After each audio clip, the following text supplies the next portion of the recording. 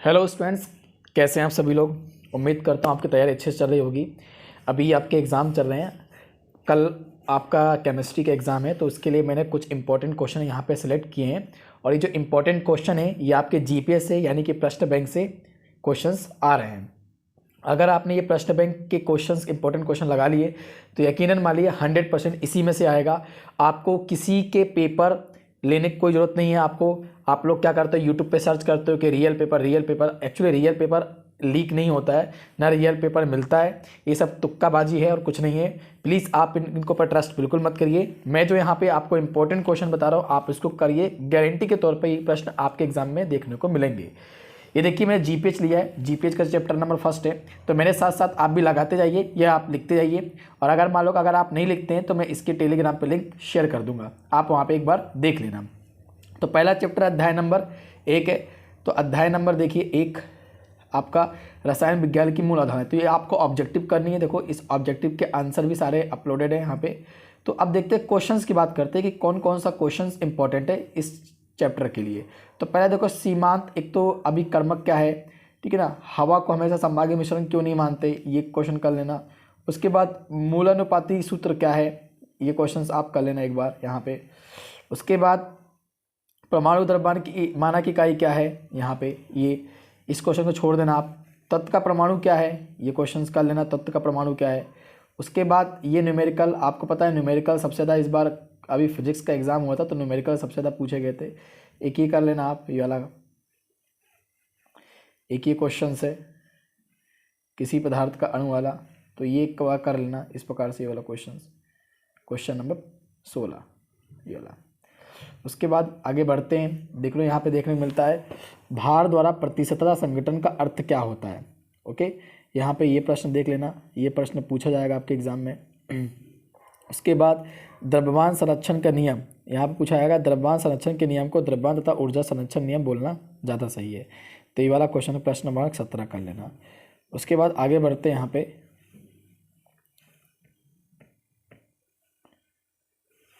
उसके बाद आगे बढ़ते हैं यहाँ पे चैप्टर नंबर 2, जैसा कि यहाँ पे आप देख रहे हैं परमाणु संरचना। परमाणु संरचना में आपको ये ऑब्जेक्टिव तो करने खालिस्तान भी करना है। उसके बाद यहाँ पे मैं कुछ सिलेक्टेड क्वेश्चंस बता दे रहा हूँ। जैसे कि सिलेक्टेड क्वेश्चन ये है कि यहाँ पे देखो, यहाँ पे बोला गया है सोडियम। एक तो ये वाला कर लेना क्योंकि ये क्वेश्चंस आपके पूछा जा चुका है और ये पूछने की ज़्यादा संभावना है। एक ही वाला, ऐसा प्रकाश तरंग दिया जिसकी 4000 PM है और जो 13 ऊर्जा दे फोटोन की संख्या बताई, इसमें फोटोन की संख्या बताना है कि फोटोन कितने हैं। उसके बाद एक ये न्यूमेरिकल करना है। तो और न्यूमेरिकल सबसे ज़्यादा प्रैक्टिस करना है न्यूमेरिकल्स की, क्योंकि न्यूमेरिकल्स आपके एग्ज़ाम में पूछा जाएगा। उसके बाद ये हुड का नियम, ये प्रश्न क्रमांक 17 हुड का नियम आप कर लेना, बहुत ज़्यादा इंपॉर्टेंट है, बहुत ज़्यादा। उसके बाद पाउली का अपवर्जन नियम उदाहरण सहित समझाइए, ये भी कर लेना पाउली वाला, क्योंकि हर बार ये पूछा जाता है और पहले भी इससे पूछा जा चुका है पहले भी। उसके बाद आगे बढ़ते हैं। देखो प्रश्न क्रमांक 18, ये प्रश्न क्रमांक 18 कर लेना। इसमें 25 कक्षक 45 कक्षक के इलेक्ट्रॉन के लिए कोणीय संवेग क्या होगा, ये और पहले भी इससे पहले भी पूछा जा चुका है। आगे बढ़ते हैं। हुड का नियम आपको पता है, प्रश्न नंबर इंपॉर्टेंट, ये भी कर लेना हुड का नियम। उसके बाद अब इसमें से क्या करें, इसमें से देखो इसमें से बहुत बड़े बड़े हैं क्वेश्चंस। अफवाह का नियम कर लेना। प्रकाश विद्युत प्रभाव क्या है, क्वेश्चन का प्रश्न क्रमांक 15 और प्रश्न क्रमांक 18, ये कर लेना अच्छी तरीके से आप, क्योंकि आपके पूछे जाने की संभावना है। उसके बाद क्वांटीकरण क्या है, ये 2 नंबर वाले प्रश्न क्वांटीकरण क्या है पूछा जाएगा और पूछा गया भी है। ये जितने प्रश्न मैं आपको बता रहा हूँ सब पूछा गया है और पूछे जाने की संभावना है। उसके बाद ये एक न्यूमेरिकल करना है। हाइड्रोजन परमाणु के इलेक्ट्रॉन एन की वैल्यू देख रखी है और आपको क्या निकालनी है, आपको ऊर्जा और आवृत्ति का परिकलन आपको करना है। एक बार ये कर लेना, बहुत ही छोटा सा न्यूमेरिकल है, आपसे आराम से हो जाएगा, इसमें ज़्यादा क्वेश्चन आपको नहीं करना। उसके बाद देखो ये आपका परमाणु के क्वांटम यांत्रिकी मॉडल का सविस्तार वर्णन कीजिए। एक बार थोड़ा बहुत पढ़ लेना कि होता क्या, बाकी आप उसको अगर मन से भी लिखेंगे तो भी आपको मार्क्स मिल जाएंगे यहाँ पे।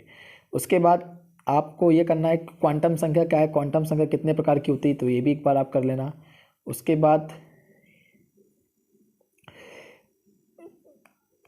बाद यहाँ पे बस इतने ही क्वेश्चंस आपको करने हैं, जितने मैंने आपको बताया। तो आप लगाते जा रहे होंगे, अगर नहीं लगाए तो आप देख लीजिए। आप क्या कर लीजिए, आप कॉपी लीजिए, कॉपी में जो मैं प्रश्न बता रहा हूँ जिस चैप्टर के वो लिख लीजिए आप। अब चैप्टर नंबर 3 देखो, तत्व का वर्गीकरण आना है, तो आपको ये ऑब्जेक्टिव तो करना ही करना है। साथ में खालिस्तान, सही जोड़ी, ये सब आपको करना ही करना है। अब देखते हैं इसमें कौन सा क्वेश्चन इंपॉर्टेंट है। वैसे तो क्योंकि देखो कल आपका एग्जाम है तो पूरे तो आप पढ़ नहीं पाओगे, लेकिन जो जो इंपॉर्टेंट है वो यहाँ पे लगा दे रहा हूँ। एक तो प्रश्न क्रमांक 3 आप लिख लो, यहाँ पे आवर्त सारणी में परमाणु के आकार में किस प्रकार परिवर्तन होता है समझाइए, ठीक है ना। उसके बाद एक ही वर्ग में उपस्थित तत्वों के भौतिक और रासायनिक गुणधर्म समान होते हैं, ये भी एक क्वेश्चन लगा लो। उसके बाद ये ऐसे क्वेश्चंस आपके एग्जाम में नहीं पूछे जाएंगे, ये इस प्रकार से ये क्वेश्चन नहीं पूछाएंगे। उसके बाद इलेक्ट्रॉन बंधुता तथा विद्युत ऋणात्मक में क्या अंतर है, तो ये अंतर वाले प्रश्न आपको पता है कि सबसे ज़्यादा अंतर वाले प्रश्न पूछे जाते हैं। उसके बाद प्रभावी नाभिक की आवेश तथा नाभिक आवेश में अंतर स्पष्ट कीजिए, तो एक ही वाला प्रश्न भी कर लेना क्योंकि ये दोनों पूछे जाने की संभावना है। उसके बाद अब आते हैं परीक्षण आवेश से आप क्या समझते हैं, प्रश्न क्रमांक 14, इसको भी आप लगा लीजिएगा। उसके बाद प्रश्न क्रमांक 11, बी और mg इलेक्ट्रॉन बंधुता का मान शून्य के निकट होता है क्यों, आपको बताना है। उसके बाद अब आते हैं यहाँ पे आधुनिक आवर्त नियम। ये आधुनिक आवर्त नियम एक बार अच्छी तरीके से कर लेना क्योंकि ये पहले 2019 में पूछा जा चुका है, 2018 में भी पूछा जा चुका है, तो इस बार इसके पूछे जाने की संभावना ज़्यादा है। उसके बाद ऑक्सीजन से नाइट्रोजन की आयनन ऊर्जा अधिक है क्यों, ये पूछा गया क्वेश्चन है, आ सकता है। मेडलिफ नियम द्वारा तत्व का वर्गीकरण, प्रश्न क्रमांक 20, ये भी एक बार आप लिख लीजिएगा, ये भी आपके पूछा गया है और पूछे जाने की संभावना है। डी ब्लॉक के समान लक्षण क्या है और इलेक्ट्रॉन बंधुता को प्रभावित करने वाले कारक, ये क्वेश्चन क्रमांक का देखो कौन सा है, ये क्वेश्चन क्रमांक है आपका ये वाला प्रश्न क्रमांक 27 वाला है ना, एक बार आप देख लेना। उसके बाद निम्नलिखित समझाइए, जैसे आयनन विभव क्या है, इलेक्ट्रॉन बंधुता क्या है, प्रश्न क्रमांक 28, ये भी एक बार आप कर लेना क्योंकि इसमें से आपके प्रश्न पूछे जाने की संभावना है। उसके बाद बस आपको चैप्टर नंबर 3 से इतने पढ़ना है। अब आते हैं चैप्टर नंबर 4। चैप्टर नंबर 4 क्या है, रासायनिक आबंधन तथा आणविक संरचना। इसमें आपको ऑब्जेक्टिव तो करना ही करना है, साथ साथ में खालिस्तान भी करना है। उसके बाद एक वाक्य में उत्तर ही करना है आपको। अब इसमें से कौन सा क्वेश्चन करें ये ज़्यादा आपके लिए इंपॉर्टेंट है, तो इसमें से देखो कुछ सिलेक्टेड क्वेश्चन, जैसे कि पहला NH3 NF3 किस अणु द्विध्रुव आघूर्ण अधिक और क्यों, क्योंकि ऐसे जो ये एप्लीकेशन बेस्ड वाले क्वेश्चन है, क्योंकि एप्लीकेशन बेस्ड वाले क्वेश्चन ज़्यादा पूछे जा रहे हैं इस बार, जैसे पहला फिजिक्स का पेपर हुआ। उसके बाद देखो नाइट्रोफिनॉल में और नाइट्रोफोनिनॉल में कौन सा वाष्पशील होना चाहिए और क्यों, ये प्रश्न का 11 आप लिख लो, ये भी इंपॉर्टेंट है बहुत ज़्यादा। उसके बाद FeCl2 देखो ये किसमें गुण अधिक होगा और क्यों, ये क्वेश्चन इंपॉर्टेंट लगाओ। उसके बाद आगे चलते हैं, यहाँ पे तो कोई इंपॉर्टेंट क्वेश्चन नहीं दे रहा, कॉपर धातु, ये भी इंपॉर्टेंट नहीं है ना, ये ज़्यादा इंपॉर्टेंट नहीं है, सब आपको इन पर फोकस नहीं करना है। उसके बाद आते हैं हम धीरे धीरे, ये आयनिक बंध क्या है, प्रभावित करने वाले कारक, ये प्रश्न नंबर 14 लगाओ। द्विध्रुव आघूर्ण से आप क्या समझते हैं, किस अणु की आकृति कैसे प्रभावित होती है, ये भी आप लगा लो। ये ओवरऑल बस एक बार आप याद कर लेना कि आपको एक आइडिया लगा लेना है। जैसे यहाँ पे देखो, इसके बाद जैसे ये जो बोरॉन, ये इसकी जो संरचना है, एक बार संरचना देख लेना आप लोग, ठीक है। अब देखिए चैप्टर नंबर 6 पे आते हैं, रासायनिक उष्मागतिकी, ये भी आपके एग्जाम में आ रहा है, तो आपको खालिस्तान, सही विकल्प, सही जोड़ी, ये सब आपको करने हैं क्योंकि आपके एग्जाम में आएंगे। सबसे पहला जो इंपॉर्टेंट क्वेश्चन बात करता हूँ, तो हेंस का स्थिर ऊष्मा का संकलन का नियम समझाइए, एक बार ये देख लेना, कर लेना, आपको रटने की जरूरत नहीं है, यहाँ पे आपको थोड़ा समझना है। ये देखो मेरी स्लाइड थोड़ा उल्टी हो गई है, तो यहाँ मैं ऐसे करके समझा देता हूँ आपको। जैसे देखो निम्नलिखित टिप्पणी कीजिए, आप देख रहे होंगे यहाँ पे, ये निम्नलिखित टिप्पणी कीजिए। पहला क्या आता है, मानक विचलन एंथैल्पी, उसके बाद आबंध एंथैल्पी, अभिक्रिया की मानक एंथैल्पी, ये आपको समझाने हैं क्योंकि यही से आपके क्वेश्चन पूछे जाएंगे, आपको कुछ भी करने की जरूरत नहीं, आपको यही करना है इस चैप्टर से। उसके बाद देखो यहाँ पे प्रबल अम्ल और प्रबल क्षार की उदासीनीकरण ऊष्मा का मान सदैव 13.7 kCl होता है क्यों, ये आपको बताना है। एंट्रोपी क्या है, एंट्रोपी का भौतिक गुण, ये आपको बताना है। अब आपको बताया होगा कि एंट्रोपी, आपके स्कूल में पढ़ाया होगा कि एंट्रोपी क्या होता है। उसके बाद देखो यह क्या कारण है कि गैसों को रुद्धोष्म प्रसार तापमान में गिरकर आती है क्यों, ये इतना ज़्यादा इंपॉर्टेंट नहीं है, तो आपको इतना नहीं करना है। हाँ, ये आपको करना है, निम्नलिखित को परिभाषित कीजिए, दहन ऊष्मा क्या होता है, उदासीनीकरण ऊष्मा क्या होता है, ये आपको एक बार समझाना, तो एक बार आपको देख के बस चले आना, बस हो गया।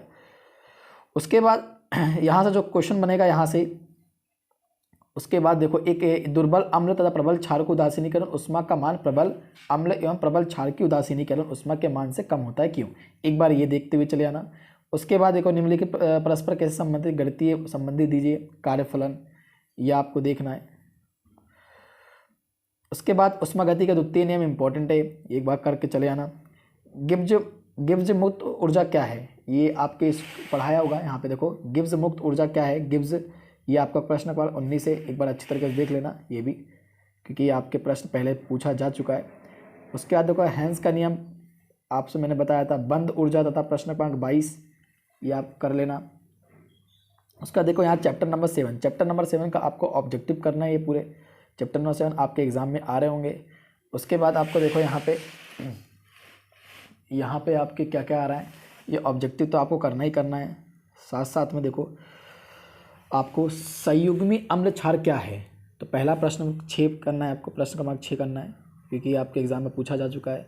निम्नलिखित अवधारणाओं को समझाइए, ये अवधारणा एक बार कर लेना। उसके बाद देखो लुईस क्षार, ये जो आपके स्कूल में करवाया होगा या जहाँ आप कोचिंग जाते हैं वहाँ तो करवाया ही होगा ये, और नहीं भी करवाया तो एक बार अगर पढ़ लेंगे तो वैसे ही आपको ये समझ में आ जाएगा, तो इतना कोई बड़ा। ये अवधारणाओं को समझाइए, ये अवधारणाएँ कर लेना क्योंकि इस बार पूछा जा चुका है।